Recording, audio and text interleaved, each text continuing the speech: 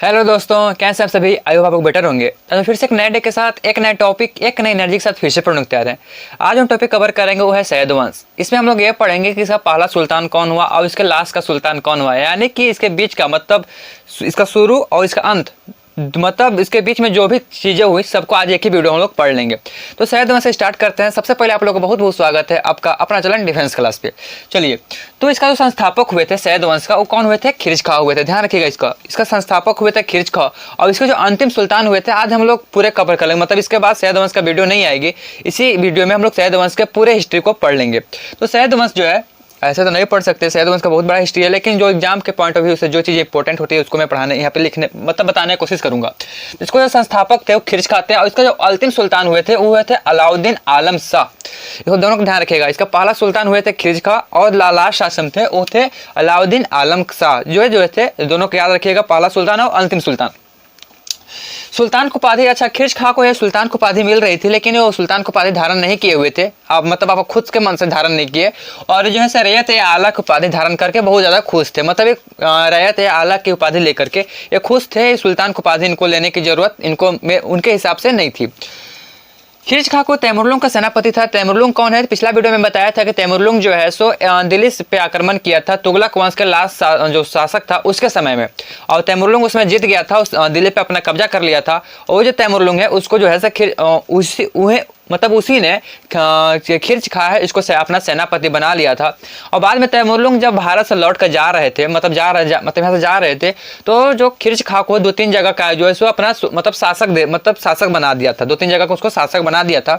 तो वो जो जगह थे वो थे मुल्तान, लाहौर और दिलापुर। ये तो 3 जगह थे। इसको शासक बना दिया किसके द्वारा? तैमुरलुंग के द्वारा। बोला कि आप यहाँ पे शासक हो, यहाँ पे शासन करना, और 3 जगह को उसको बना दिया। अच्छा, यहाँ पे एक और बात है कि ये जो खिरज खां थे इस जगह पर राज किए, लेकिन इसके बदले में उनको कर देना पड़ता था, टैक्स देना पड़ता था। किसको? तैमुरलुंग के बेटे शाहरुख को देना पड़ता था। तैमुरलुंग के बेटा का जो नाम था वो शाहरुख था, उसको यहाँ से टैक्स भेजना पड़ता था खिरज खां को शाहरुख के पास।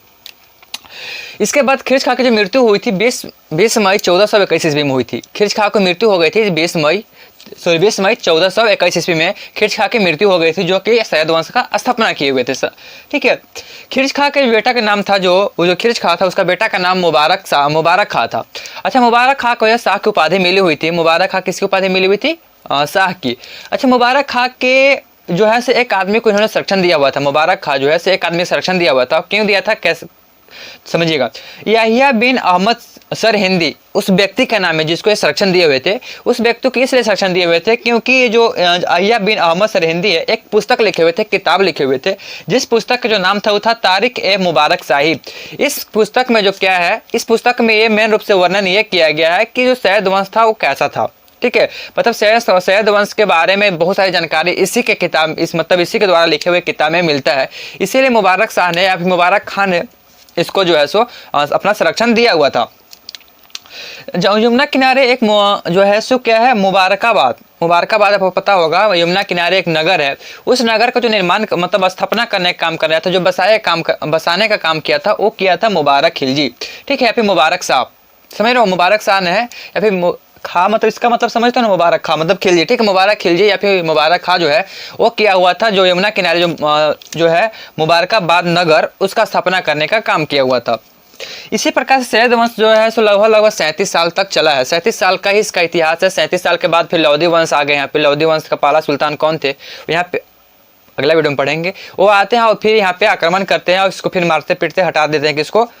ये अलाउद्दीन आलम शाह को हम हटा देते हैं, और उसके बाद लौदी वंश का स्थापना हो जाती है। तो सैयद वंश का कुछ ज़्यादा बड़ा इतिहास नहीं था, तो इतना ही रहेगा सैयद वंश का। इसके बाद आता है लौदी वंश। लौदी वंश का 2-3 वीडियो लाएंगे, उसमें हम लोग पूरे अच्छा से कवर करेंगे। तो मिलते हैं किसी और वीडियो में, तब तक आप लोग पढ़ाई करते रहें। All the very best, thanks for watching this video.